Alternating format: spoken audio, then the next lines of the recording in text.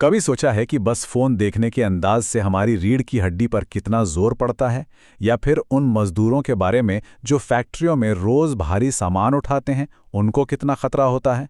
आज हम एक ऐसी ही टेक्नोलॉजी के बारे में बात करने वाले हैं जो इन सभी दिक्कतों को दूर करने का दावा करती है, वेयरेबल टेक।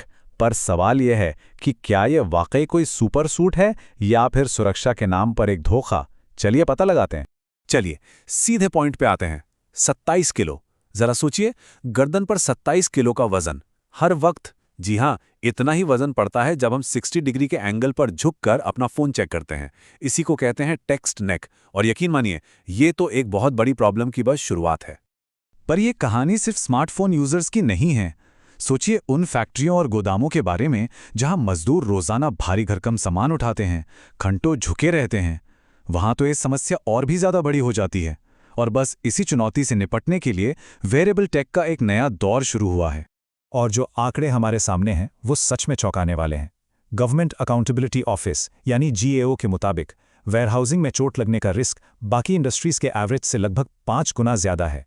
मतलब ये सिर्फ वर्कर्स की सेहत के लिए ही बड़ा खतरा नहीं है, बल्कि कंपनियों को भी इसका भारी नुकसान उठाना पड़ता है। तो इस बड़ी प्रॉब्लम का सल्यूशन क्या है? यही एंट्री होती है वेयरेबल टेक्नोलॉजी की। आज हम इसके दो खास टाइप्स को समझेंगे। एक हैं स्मार्ट पॉस्चर सेंसर्स और दूसरे हैं पावरफुल एक्सोस्केलेटन। तो सबसे पहले बात करते हैं इन एर्गोनॉमिक सेंसर्स की। जैसा कि यहाँ दिख भी रहा है, ये छोटे छोटे डिवाइस रीढ़ की हड्डी के कुछ खास पॉइंट्स पर लगा दिए जाते हैं। इनका काम बहुत सिंपल है। ये बस ये पता लगाते हैं कि कोई गलत तरीके से तो नहीं झुक रहा, मतलब कोई ऐसा पोस्चर तो नहीं बना रहा जिससे चोट लगने का खतरा हो। अच्छा, तो होता क्या है जब कोई गलत पोस्चर में जाता है? ये सेंसर एक हल्का सा वाइब्रेशन या कह लें बज़ भेजते हैं। इसी को कहते हैं वाइब्रो-टैक्टाइल फीडबैक।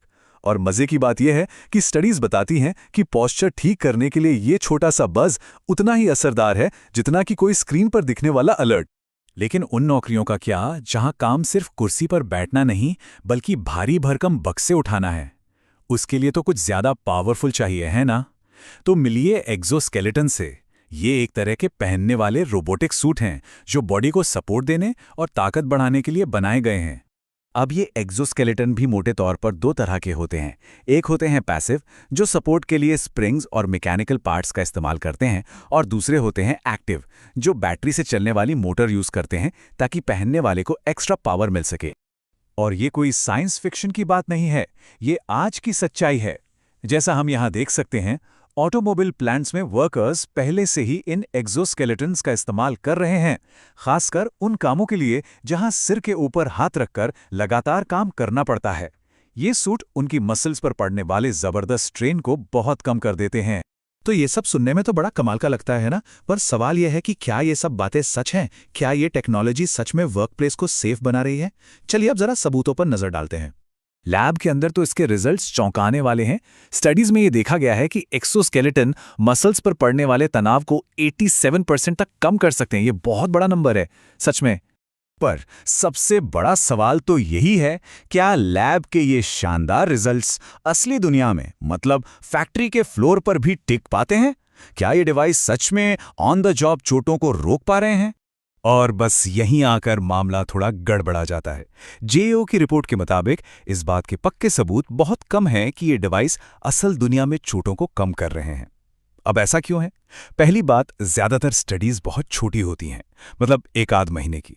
दूसरी, बहुत से वर्कर्स बीच में ही इन्हें पहनना छोड़ देते हैं। और ये पता लगाना भी बहुत मुश्किल है कि जो फायदा हो रहा है वो सिर्फ एक्सोस्केलेटन की वजह से है या फिर किसी और सेफ्टी उपाय की वजह से। और यही सेम प्रॉब्लम पोस्चर सेंसर्स के साथ भी है। देखिए, गलत पोस्चर चोट लगने की वजहों में से सिर्फ एक वजह है। कभी-कभी एक ही झटके में कोई बहुत भारी चीज उठाने से भी गहरी चोट लग सकती है, और इस तरह के फोर्स को एक सिंपल पोस्चर सेंसर नहीं पकड़ सकता। तो लैब के नतीजों और डेटा से हटकर इन डिवाइसेस को अपनाने में कुछ असली जिंदगी की यानी इंसानी मुश्किलें भी हैं। जरा इस कोड को देखिए, ये एक बहुत बड़ी प्रॉब्लम की तरफ इशारा करता है जिसे नोटिफिकेशन फटीग कहते हैं।